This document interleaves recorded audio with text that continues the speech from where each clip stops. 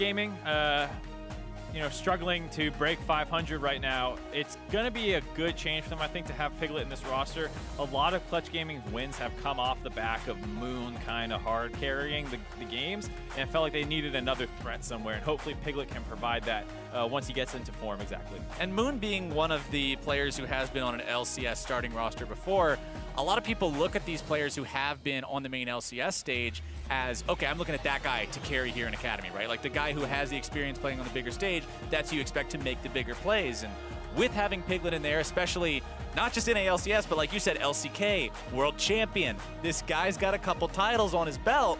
Hopefully we get to see him make some waves. Yeah, and last time we saw him in Challenger a couple years ago, he was pretty good. So we can expect some good things out of him again. They went up against that famous Cloud9 Academy roster that ended up qualifying to the LCS and became FlyQuest later. But that was, you know, with contracts high and that kind of old roster. So it was a pretty good battle between all these old C9 veterans and Piglet in that kind of final. It was a really impressive thing to watch. All right, the final ban this game, though, will be that Azir, so we won't see that one again. CG going to go ahead, lock themselves in the Ezreal first and foremost. FlyQuest responding with Alistar and Sejuani. Big front line for their first rotation as Gangplank then immediately picked up by Clutch as well. Yeah, a bit of a weird draft thus far. Ezreal priority is not quite as high after all those Kleptomancy nerfs came in. You would have expected the GP to be the highest thing in the draft.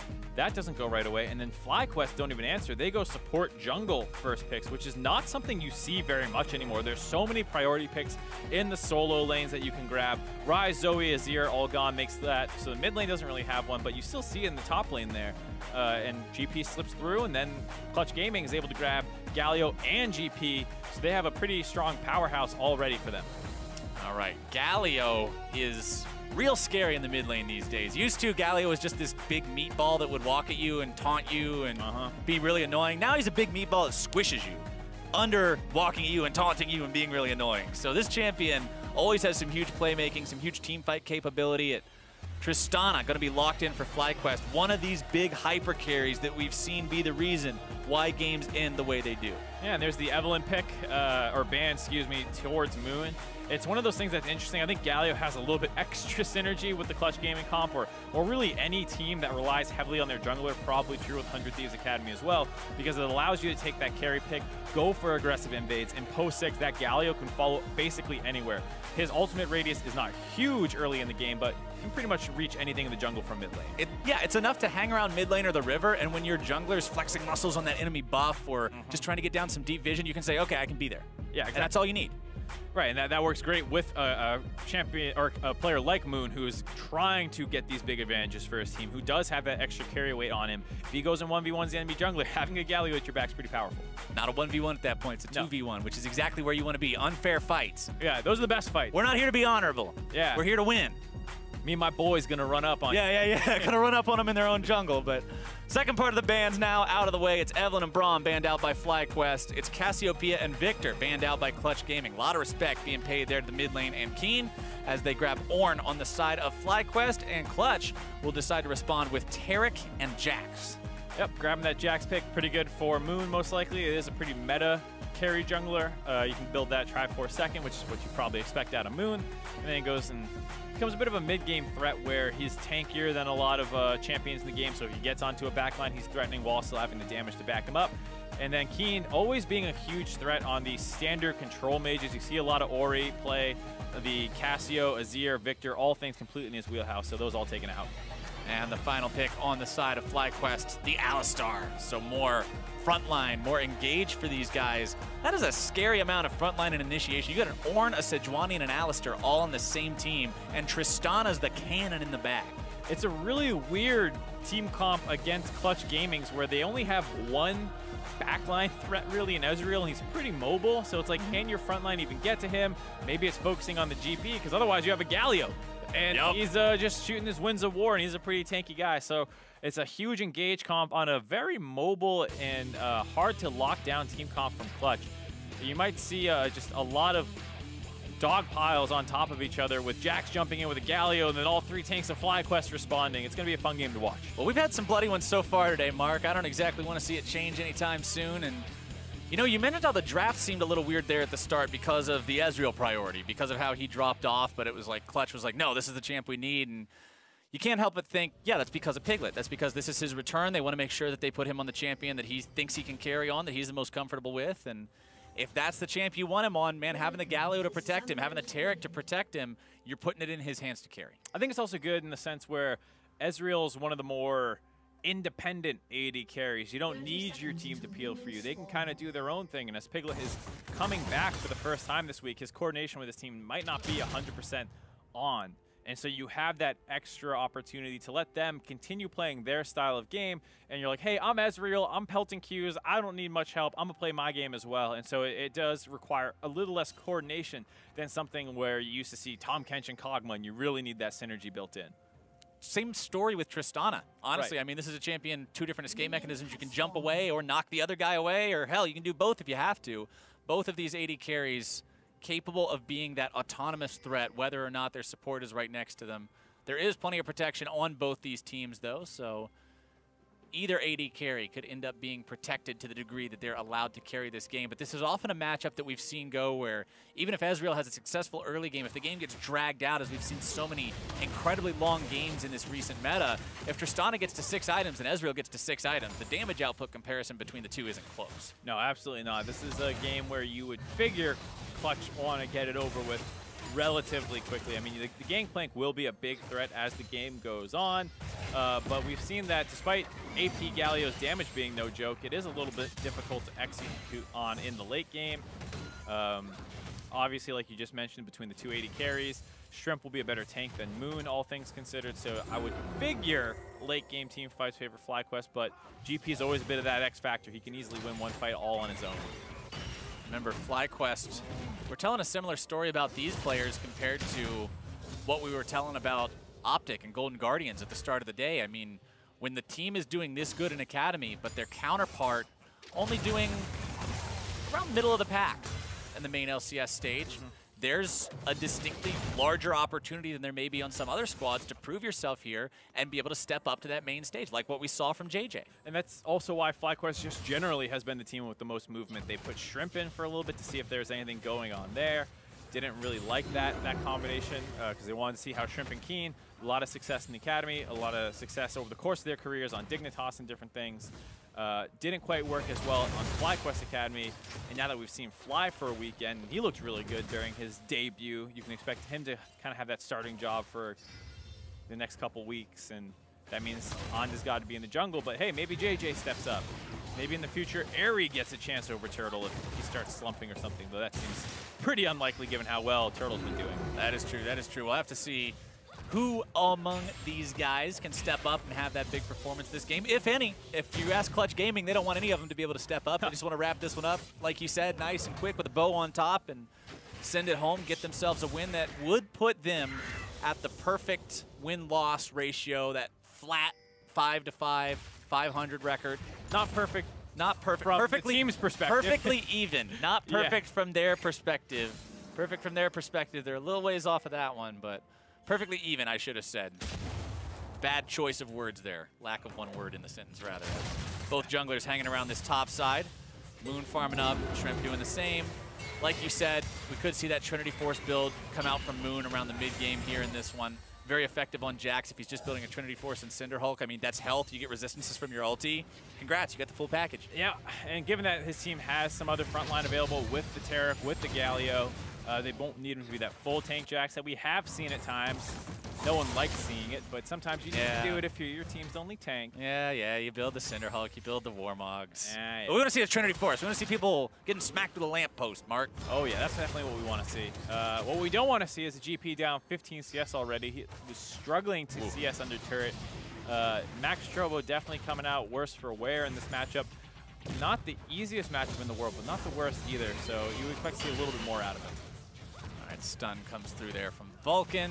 Not really much damage to follow it up with, though. Piglet happy just farming up for now, but you can say the same thing for Airy. Again, the later this game goes, the more Tristana is going to be favored. The bigger her damage output will be compared to Piglet. Piglet's going to have the advantage early on when he has his Sheen evolution plus his Muramana, but after you get 3 items on Trist, everything past that is just more and more Tristana favored.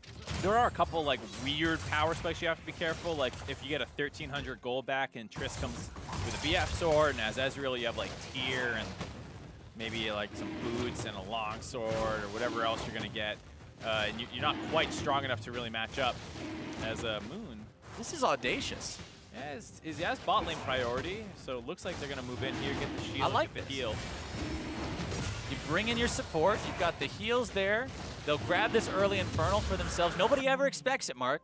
Nobody ever plans on you taking that Drake that early, but Infernal is the Drake to motivate people to do it. Yeah, so a bit of a risk there by Clutch, but they play it correctly. They get that Dragon free early on, and they got a great team comp for using this. They have 4 members who are going to benefit from extra AD and AP.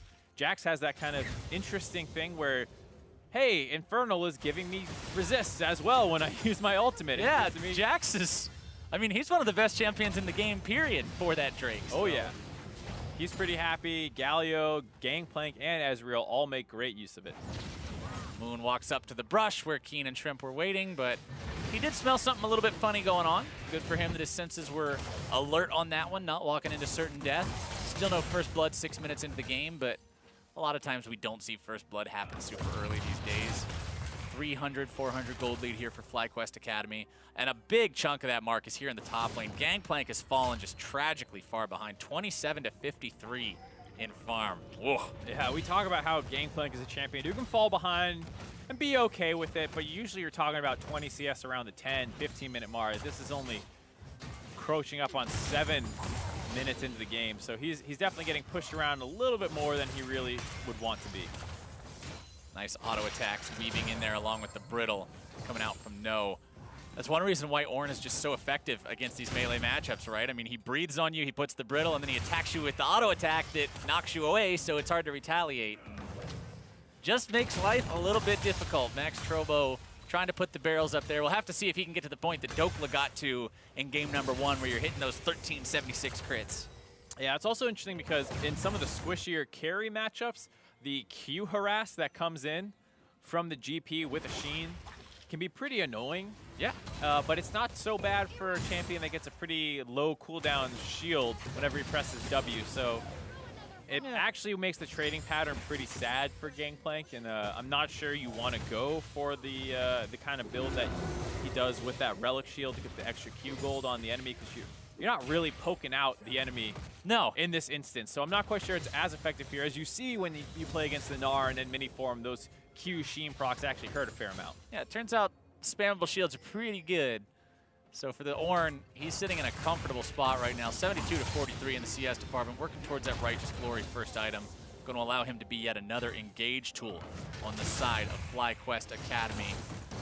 More damage coming out, smack him again, knock him up into the air, the headbutt, blows the Ornn horn, another brittle, airborne, more damage. Uh-oh. Stopwatch-a-thon. Max Trobo trying to get himself away. No pops the shield, but Keen swoops in from behind just to say, hey, buddy, thanks for the assist. I'll take it from here. One threaded volley to grab the kill. Great coordination by FlyQuest Academy. No starts that one off. He's going to get a lot out of that trade initially, and you think, all right, well, he's just forcing a stopwatch. He's making some good plays. Keen was actually rotating up that entire time. He's able to get involved there. And Sun not able to match the roam. This is partially why you take the Galio at all with the Gangplank, is to protect him from those kinds of situations, but not able to get there. Keen did sack a mid-wave to allow that to happen. You see right now Sun has that one under the turret, but you're more than happy to get a kill on a GP who's going to be down nearly 30 CS. Sun clearing up this mid-wave, trying to push in during Keen's absence. I mean, he's got a small CS lead for himself, but that kill is more than worth it for FlyQuest Academy. Keen's to Leah with Mercury Treads before anything else, wanting to be able to avoid the CC and the magic damage from both the Galio and the Jax as we see how this fight happened top. Yeah, Max Trobo just takes a little bit too much there. He actually kind of pathed back into the Ornn ultimate to get the first stack on it so the knockup lasted a little longer. Either way, probably dead, as Keen had, like we said, roamed up around from the backside. So really not much you could do in that situation. Goes down, now 30 CS behind. It's going to be a really tough game here for Max Trobo. Yeah, Max is all aboard the struggle bus.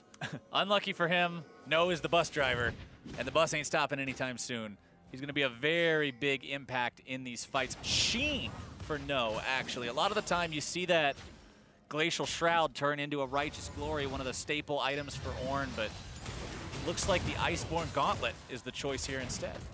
Yeah, I guess he forgets what champion he's playing. He's having a good time bowling around this other carry. He's like, yeah, I'm in a carry versus carry matchup. Yeah, let's do it. I'm going to beat him up. Let's hit him harder, get these procs. Yeah, I mean, it's not too uncommon to see the Iceborne Gauntlets. It does work pretty well with his kit. Like we were talking about, spammable W. He is getting a lot of those procs off first, the GP, so this will be good for him to bully out even harder. And it does feel a little bit like we're in extended laning phase time here. I don't know if you feel the same way, but no turret has taken... I'm getting those vibes. No turret's taken that much damage yet. Getting those vibes. 11 minutes into the game, one objective has been taken, and it was that Infernal Drake that went down 5.5 minutes in, thanks to Moon's sneaky moves. Next Drake's an Infernal as well, Mark, which means hopefully we're going to get to see some blood over that one. It'll be spawning here in just over half a minute, as No has relegated Max Trobo to sitting under his turret duty. Not a fun duty to be on. That's what top laners love, from what I hear. That's all the rage these days. Sitting under the turret, watching your opponent farm. Yeah. Good times, man, good times. But bottom side, it's Clutch Gaming taking control of the River Vision game, setting up a couple of their own, knocking down the enemy, putting some in the enemy jungle as well, just to make sure they're aware if anybody tries to rotate around. They want to try to get this second Infernal. We already talked about how well it synergizes with their composition. I have to see if they can do it. FlyQuest Academy, not if they have anything to say. Yeah, Clutch Gaming was able to get there first. They have a ton of vision down in this river, but it's going to be hard for them to actually contest the Dragon, given the TP disadvantage they have up in the top side there. Max Trobo TP back after that dive. No just ran back, so it feels really hard for Clutch to want to contest this. GP ult can help, but I don't think you want to take a 4v5 when you're already on the back foot a little bit here. No, it's a bit of a risk. So FlyQuest Academy get to tie that up in terms of the bonus damage you're going to be getting. Now, let's talk team comps real quick, because it's not quite as good for the FlyQuest team as it is for what you've got over on the side of Clutch. Yeah, Triple Tank not going to make the most use of that bonus AD and AP. Hey, Orin's a bruiser now. He got an Iceborne Gauntlet. Oh, excuse me, you're right. 2.5 tanks. He's got all those great ratios. Yup. I looked at Orn one time because somebody told me, they were like, what do you think about lethality Orn? I was like, I don't think so, bud. I used to play Bloodthirster top Leona, the auto Q auto. Oh yeah, the auto Q auto combo. Oh just so you can get those sick auto attack resets in there. It was crap. I played Phantom Dancer Katarina in season 1. There's a reason I have that bronze season 1 trophy, Mark. Oh yeah. But let's see what happens here in the bottom lane. Piglet and Vulcan, JJ and Airy stuck under their own turrets now. Piglet dead even with his opponent in terms of that farm. So these guys just going blow for blow. Again, though, Tristana absolutely fine playing that game. Mid lane, very similar in farm as well. Jungle has a lead there for Shrimp. Top side, same old song and dance. No, continuing to build that lead. Yeah, but Shrimp wants to take this turret down. He's had enough of this laning phase. Going to drop Shelly up in the top lane here. And GP does have the ult to clear out minions, which works pretty well, but does not work that well against Shelly, all things considered. So you see him not even bothering to try. Gonna kind of sack that bot lane turret, as there's no way for Clutch Gaming's, or excuse me, sack the top lane turret, because there's no way for the bot to match as quickly as they'd want to. FlyQuest Academy get themselves out of objective. They both decide to get the hell out of dodge. Shelly's going to be the one who's used as the sacrifice to just waste Max Trobo's time, as he'll grab the extra little bit of gold from that one as a play. Sets up bottom side. Moon coming in here for the dive onto Airy. The Gangplank ultimate will rain down from the sky. Taric ulti used. The dive comes through. The turret goes down. The fight breaks out. Piglet in some trouble here. Airy looking to put the kill blow onto him, but Moon once again going for the counterattack. Sun off to the side looking for the winds of war, and Airy will go down to Max Trobo. Sun now going after that taunt. Not quite going to find it. No, drops to Piglet.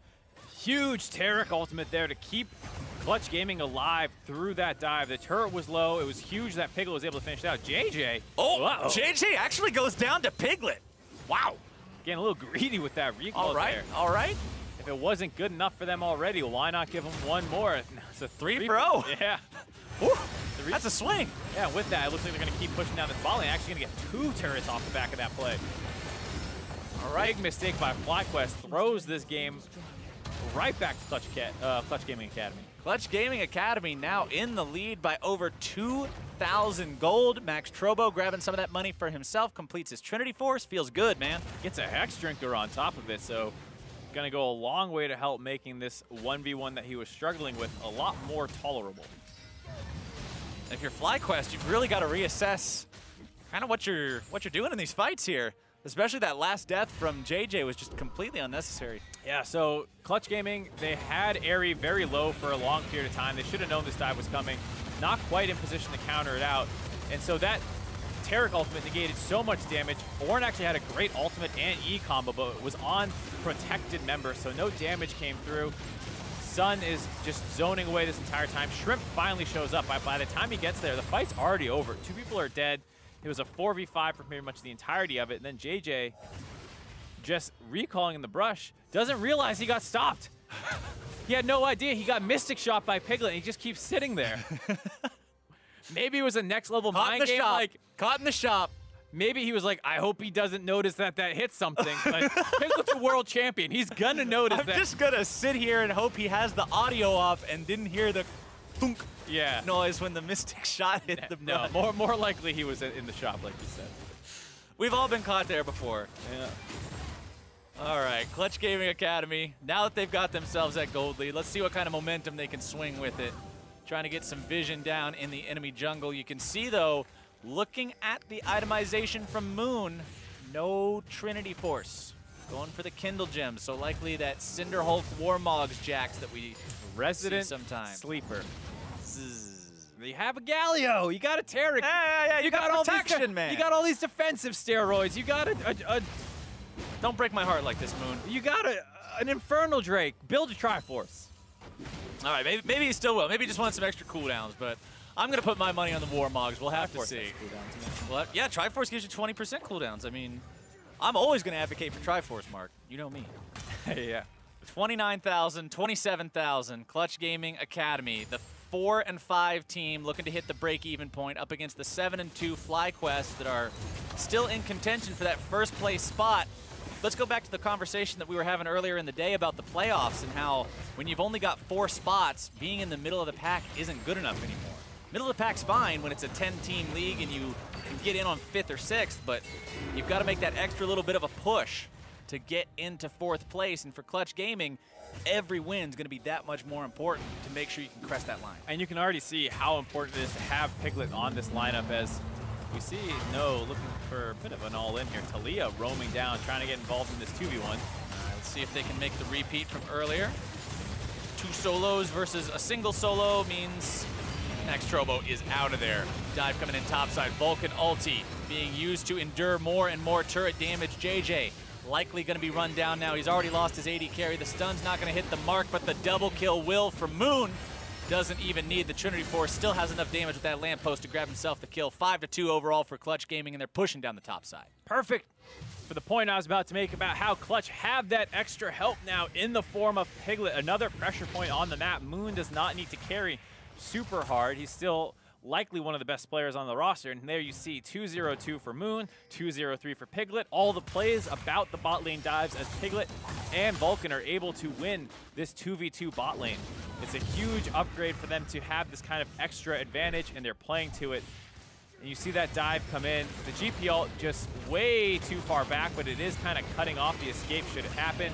He knew he was going to die. No need for that on his side of the map, so he just throws that on that part, make it so that this dive is all but guaranteed. And there you go, why that Terror pick is so powerful. They get that kill. And this is another talking point about how one of the things top laners don't like about the game is they feel like their lane is less consequential, but that's kind of just the numbers game on the map, you know? Bot lane has more people around it, so if you're going to be trading dives off, it's much better to get 2 kills instead of 1. Now, speaking of top lane, I want to get your opinion on something here. We've seen pretty much the staple Gangplank build these days be Trinity Force Sterix because of the way Sterix allows the champion to survive burst. It makes his Qs that much stronger. The base damage proc on the Trinity Force also applying to the barrels, making his AoE potential stronger. The Hex Drinker into what looks like full Maw of Malmortius build coming out here for Max Trobo removes Sterix from your build because the 2 items can't both proc at the same time. Thoughts on this? I like it. You like it? Yep. The adaptation. I think it's something that you've seen some other people do too, and situationally, it's very good. Here, he's going against magic damage tank in his own lane, a jungler magic damage who's coming in for ganks, and a roaming mid laner who is also magic damage. So, by and large, the only kind of damage you're taking, unless you're getting auto attacked by the AD carry, is magic damage. It's a very efficient item for that. Can maybe help you survive long enough for a Galio to come over and save you if you're going to match the enemy's roams, which all things considered, Sun has not done a great job of doing, but it's a great item for those kinds of situations. You saw Haunter go for it in his previous game, but he did it when the enemy team had a mid lane Fiora, and he was up against a Vladimir. So that's a time where I wouldn't recommend it. Yes, it's great against your laner, but then the enemy team switches your matchup, and you're against... We saw how that worked out. Yeah, we saw how that worked out. Haunter had some struggles with that MR not doing much against a Fiora. All right, Moon working more and more towards that Warmogs of his own. Looks like he will go to complete that item next. Abyssal Mask done onto Sun to multiply some of the magic damage his own teammates are doing, as those very same teammates decide to start up the Cloud Drake for themselves. Sadly, not another Infernal, but that extra move speed means better rotations back and forth between the lanes. And when you are ahead 4,000 gold, like Clutch Gaming is, having that extra rotation speed, being able to catch your opponent off guard even for a second or two, can help you build that lead. Yeah, and I'm going to be curious to see how Clutch Gaming actually is able to extend their advantage, because mid lane turret's the only one left up at the outers, but you're up against the Talia, who has fantastic wave clear. It's already past 20 minutes in the game, so you know Baron's now a threat. Rift Herald's been taken and used by the enemy, so how they actually break more of this map open is one of the biggest difficulties that teams run into the competitive game. Just how do you force that down? Dives around the mid lane are very hard to execute, so we'll have to see. Moon almost able to grab the control ward there, but his opponents show up in time to stop him, and that just means more vision that he can't quite deny from his opponents, a little bit more control that FlyQuest are able to hang on to here in this game. They're trying their hardest to not be relegated to their own half of the map. They're trying to maintain that neutral territory, not allow Clutch to just run away with this game. Clutch will try equally hard, though, to push them back into their own side of the map, having 3 turrets for themselves. That's sort of the game plan now. Max Trovo, who was struggling earlier, now up to a point on this gangplank where he feels comfortable pushing up. He's not as worried about nose damage on that Ornn, even though he's got the Iceborne Gauntlet, the Abyssal Mask, these items that offer both tankiness and damage. Gangplank with the Maw and the Trinity, more than happy to go up against that. Yeah, much stronger of a build for his lane matchup. You see how that's benefiting him. And now with that extra priority, Max Trovo was able to roam around, get this triple barrel off, and force them away from that mid lane turret. So that's how they tackle that problem. Set up the 1-3-1, get the priority in the side lanes, and collapse to that mid turret. Textbook execution that a lot of teams often struggle with. Good rotations from Clutch Gaming end up putting them in a spot where they now got the 5K gold lead. Things are looking good for this squad, building that lead slowly but ever so surely.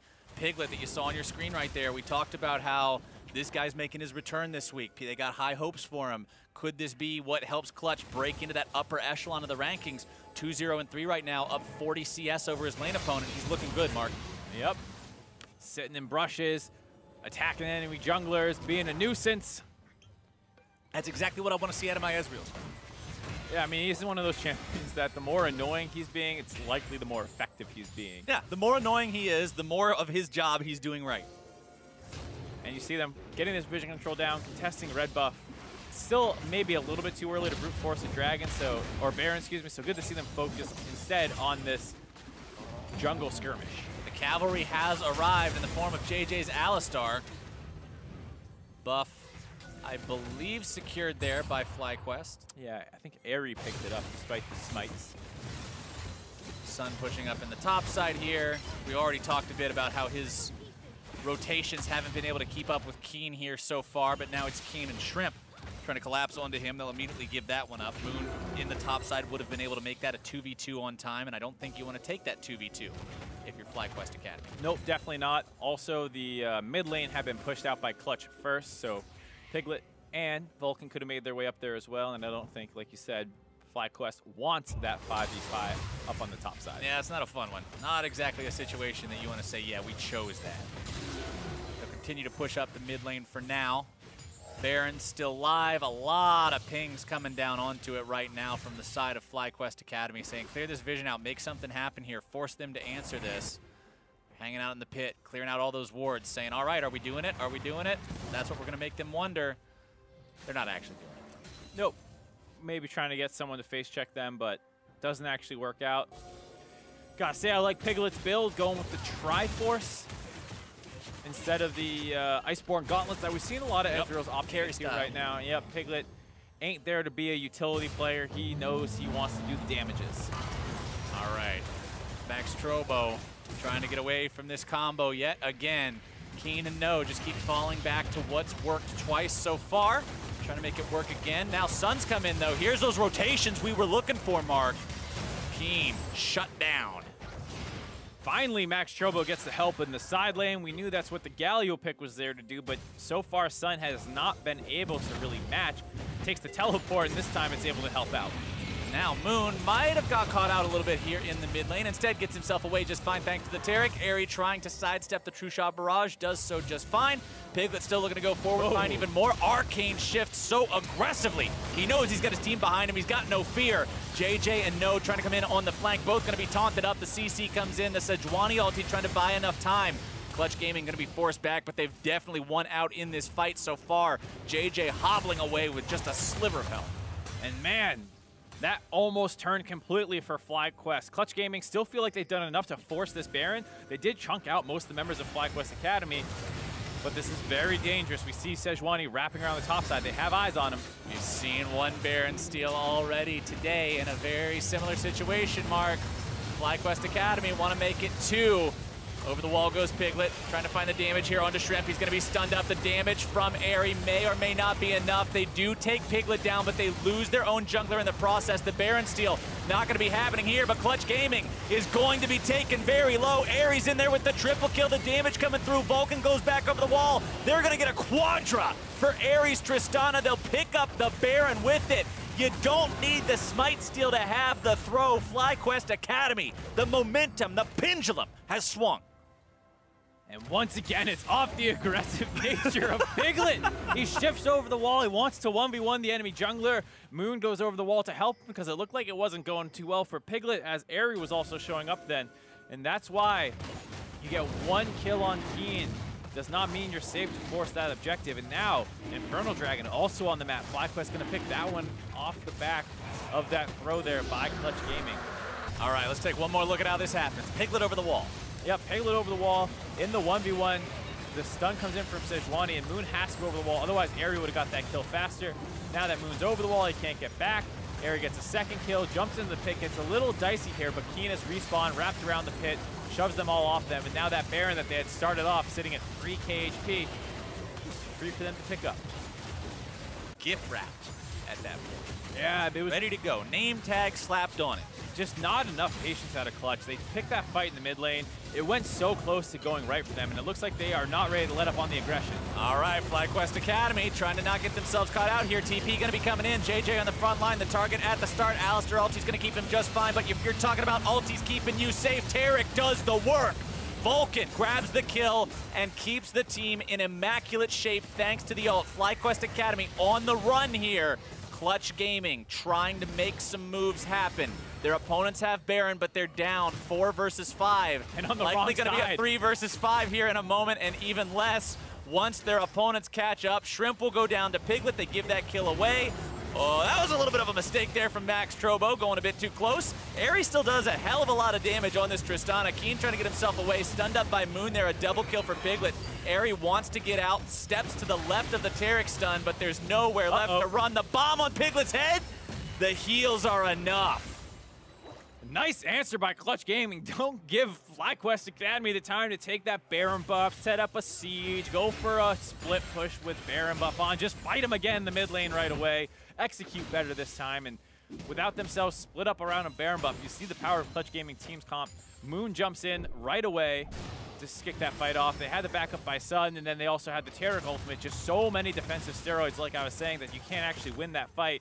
And then they get pinned up on the bot side of the map here, nowhere to go.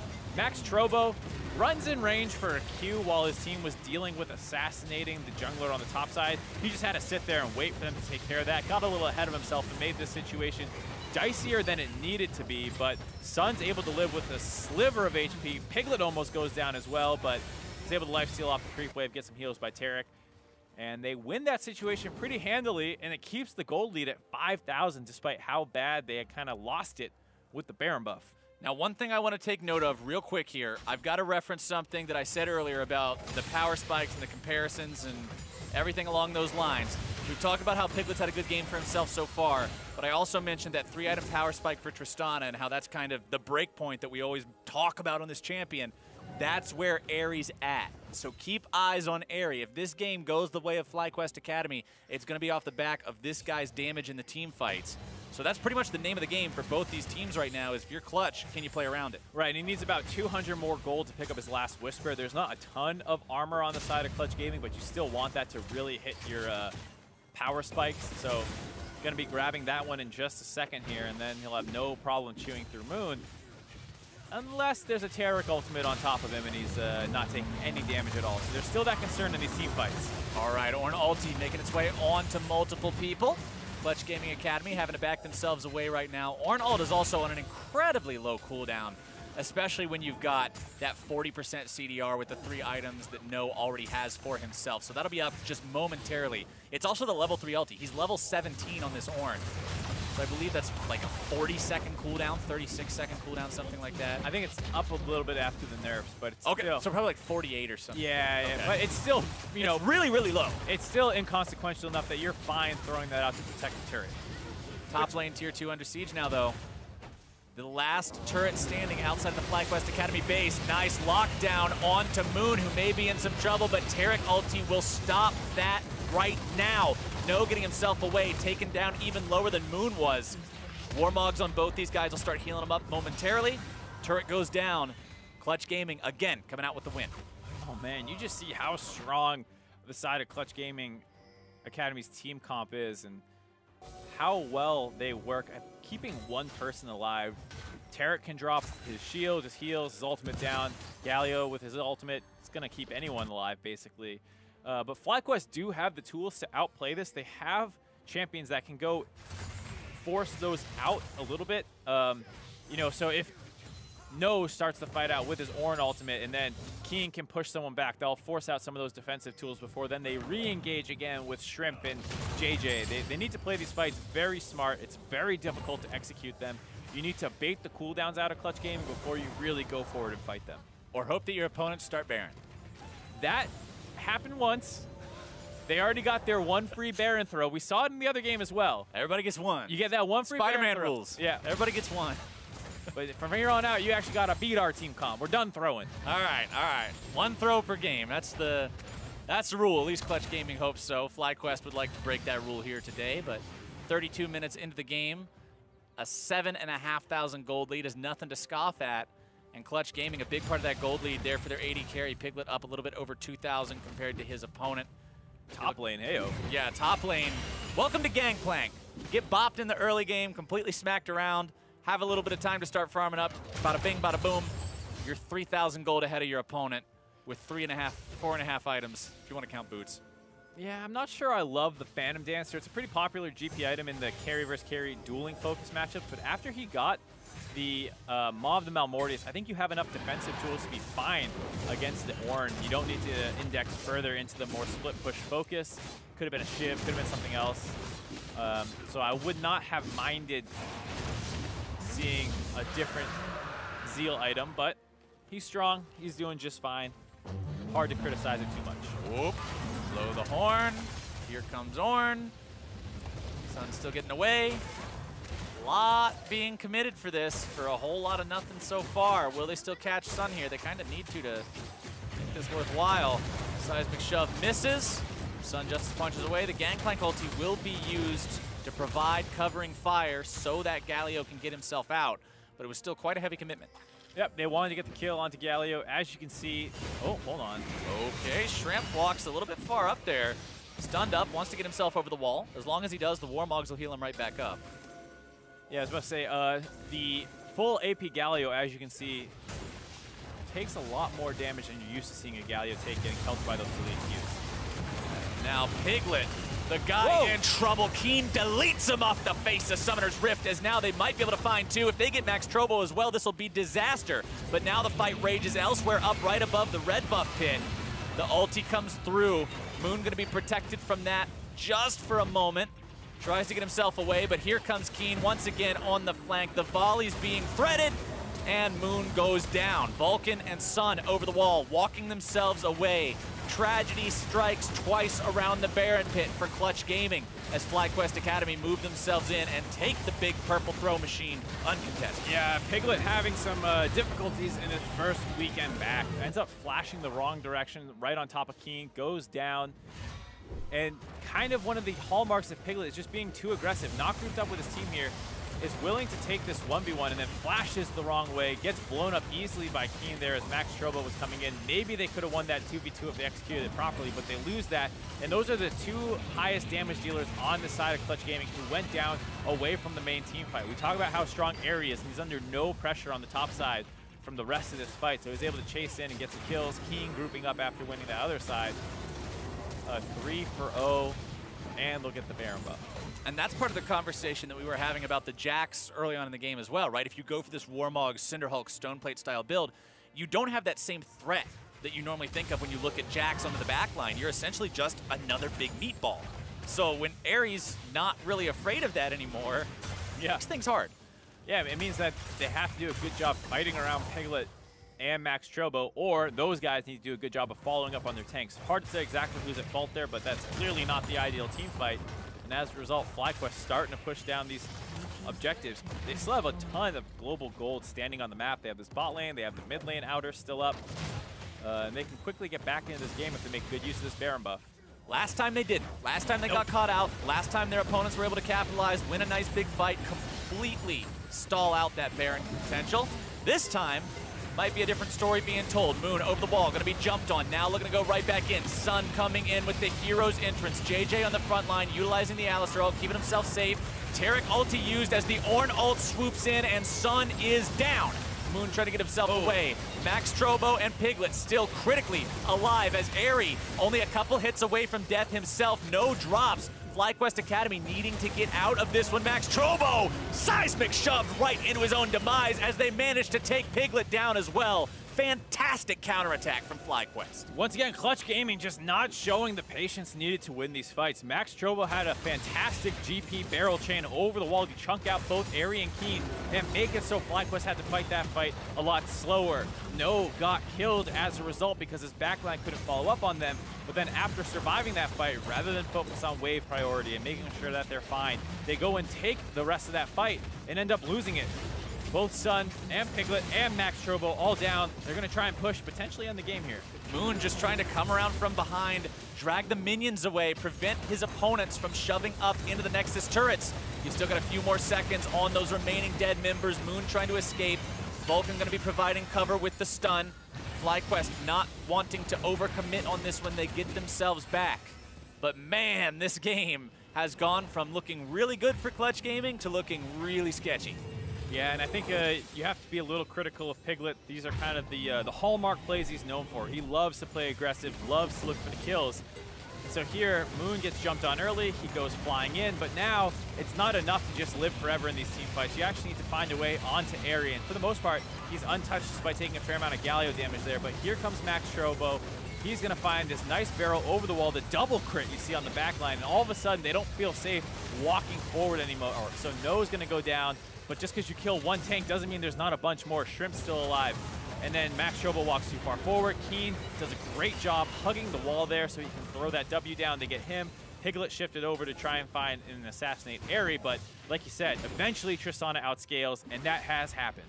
The outscale has occurred, the 6th item has occurred, but what has been occurring since the start of this game, that very first kill of the entire match, is Keen doing what he needs to do on this Talia, whether it's the rotation or the placement of the seismic shove. This man has been instrumental in FlyQuest Academy holding on and now taking control in this game. Yeah, they have the double Infernal Dragon. They have the Ornn items being finished off here. You see 3 of the 5 members have an Ornn item, still working on the rest, but Shrimp might be a little opposition now. Shrimp getting caught out. Sejuani very tanky, especially at the first couple of seconds, thanks to that Frost Armor.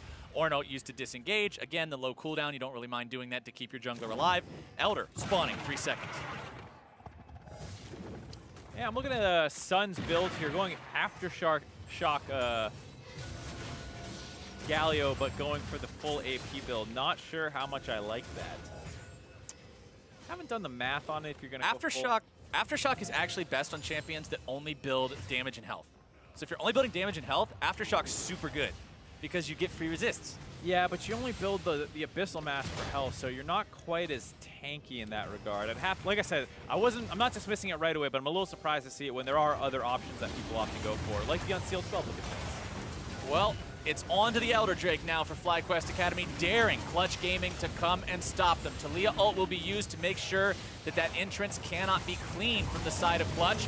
Moon wanting to go in, JJ going to be keeping him away. Elder taken low and secured by Airy, of all people. Moon now in the front line. It's going to be Sun ulting in, but now he's the free fire target for Airy. Going to be taken down, a couple more auto attacks. Shrimp the one to secure it. Over the wall he goes to drop the ulti onto the back lines. Airy on a rampage, taken down below 25% now thanks to another big barrel. Max Trobo doing his damnedest to try to stall this out, make things work. But after losing Moon, after losing Sun, things are rough here for Clutch Gaming. Airy had a small moment of Tristana syndrome there, jumping right into the 3 members of Clutch Gaming. Almost got himself popped, but just not quite enough damage to finish him off there. He's able to get out after a good Elder Dragon Force.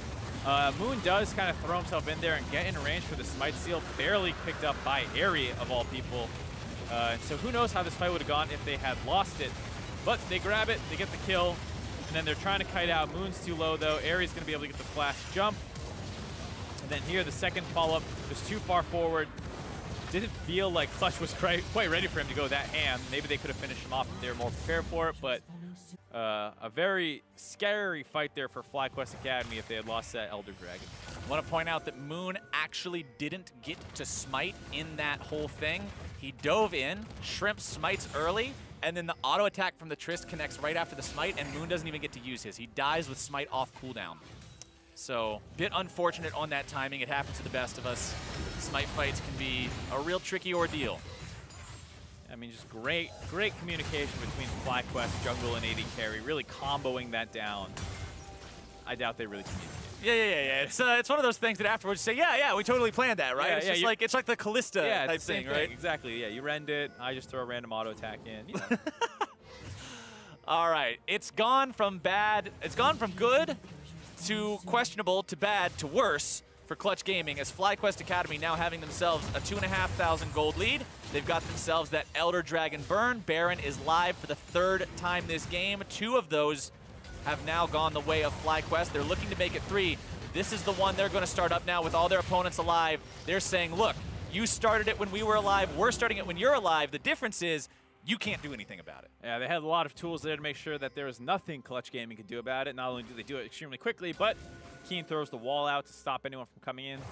And now, despite how well things have been going for FlyQuest Academy, and it feels like they have grabbed control of this game, it's important to note that any moment, Max Chobo can be the hero. He can find the barrels over the wall. You get those flash auto cues off where you're able to get the trial by fire down and just blow up a carry. He still can make that play if they find the right look onto Airy. It's not over until the Nexus blows up. Absolutely, never over against the GP. So they have to be very careful. Also, we've seen it before in Academy League where a full AP Galio does a surprising amount of damage to people. They kind of run through his Winds of War procs and get chunked out way below half HP. So there's still a ton of damage on Clutch Gaming Academy's side. It's just that their comp has kind of been taken over at this point. 4 Masterwork items now done on the side of FlyQuest as well. The only person who doesn't have one is Alistair. I don't actually believe that any of the items in his inventory right now have a Masterwork version even available. So unless he builds a Masterwork compatible item for his final non-control ward slot, he won't have one. But everybody else, Masterwork Abyssal Mask, Masterwork Locket of the Iron Solari, Masterwork Hat, Masterwork Infinity Edge, all of these items. The idea of a forged hat just sounds funny. Like, just take this hat, throw it in the fire, smack it with the hammer a couple of times. Like what, the buckle? And it makes you a better wizard. Okay. That's how it works. Don't forget that the hat is built out of 2 sticks. Yeah. We're in the world of League of Legends. Yeah. It doesn't have to make sense. What doesn't make sense either is how quick Airy takes down these inhibitors. That one's already gone, as now the engage from Clutch Gaming. Looking to stop this FlyQuest aggro. JJ here in the front line. Airy going to be taken down below half. There's Max Trovo into the back line like you were talking about, Mark, but the shields are just too much. And Clutch Gaming, their attempt is going to be foiled right here. The ulti from Tarek trying to stop these guys for now, but it's going to be Moon going down next. There's no way for Piglet and Vulcan to defend against this 2 versus 5. FlyQuest is on the victory march. Vulcan, now the one who's the target of all 5 members. A triple kill for Keen. And FlyQuest pushes onto the Nexus turrets. Only Piglet left standing with naught to do but watch the turrets fall. It was a rough way getting there, but 45 minutes into the game, it's FlyQuest who find the win. Huge game there out of Airy, on that Tristana pick. Had a rough early game. Lots of dives came in, shut him down all game. But then once Clutch Gaming started making their mistakes, you saw how ready FlyQuest were to capitalize on those, all of them happening around that Baron buff. The Baron was so critical in shifting the momentum of this game, and I think this game was a great demonstrator as to why FlyQuest is one of the teams in contention for the top spot. They play well together as a team. They keep cool. They have their eyes on win conditions. Yeah, absolutely. I mean, even while those bot plays were happening, it was usually as a result of something else happening elsewhere on the map. Keen was forcing plays onto that Gangplank, trying to hold him down, and Clutch Gaming were playing it well, all things considered, forcing down around the bot side. Both teams playing to their win conditions. Exactly. We're talking about, oh yeah, FlyQuest did great winning, but let's not forget Clutch Gaming was ahead in this game for the longest time. A big reason thanks to plays like this 13-minute 3-for-0 in bottom lane. Yep, so this one comes off the back of some pressure that Piglet had gotten, and they started getting JJ and Airy very low, so they forced a dive down there. You see Shrimp running down bot lane, trying to get in range in time. It was a good counter TP, but the Taric ultimate just negates so much damage that allows Clutch Gaming to easily win this fight, so that by the time Shrimp gets it in there, it's too late. And then JJ, window shopping, not paying attention, gets pelted by a couple Ezreal skills before he finally wakes up. Too late. Definitely a win moment there for Clutch Gaming Academy, but all too often success is accompanied by tragedy, and that tragedy came for Clutch Gaming later on their first trip to the Baron Pit, where Airy gets himself a quadra kill and FlyQuest comes back into the game. Yeah, it was a very close fight by Clutch where they almost killed multiple members of FlyQuest, but they couldn't quite do it. So Clutch Gaming starts the Baron off despite being in a 4v5 situation. They get collapsed on. They decide to turn off the Baron, but they're not actually able to find that kill. They die in that situation. It goes very ugly very quickly. But then Clutch kind of gets control back. They kill FlyQuest afterwards. The game becomes very close at that point. It was Clutch favored for a long time, then it's close for a long time, and then towards the end of the game, we get to the point where FlyQuest are finally in control. They've scaled, they've got the masterwork items, and we see the final fight where they take the entirety of the game. Yep, and there's the engage. They try and hop onto the back line. Airy gets chunked out to half HP, but they can't actually kill him. Max Strobo goes in. You see all those shields get popped, not able to find him. Taric ultimate too late, and also not on the right members. The front line already down, the top and mid dead. It's very easy for them to chase forward through the rest of this fight. Piglet trying his best to throw damage in there, but at this point, like we said, Ezreal completely outscaled, not able to match them, and it was a very scary game. Like you said, it was back and forth even after that first Baron throw. Right after that, Clutch Gaming forced another fight around mid lane that went in their favor. And then the next time they're around Baron, they make some more mistakes. So a very close game for Clutch Gaming, very winnable. Close indeed between both of these squads. But now to hear a bit more about the victory, I'd like to welcome Airy to the broadcast via Skype. Airy, fantastic to be talking to you. Congratulations on the win. Thank you. So about that game, it was a bit of a rough game for you where things started off very aggressive, where they kept diving you guys in the bot lane while your team was going topside more before you eventually stabilized and actually became the de facto carry for your team. What was your mindset like having the game start so poor and then becoming such a huge factor?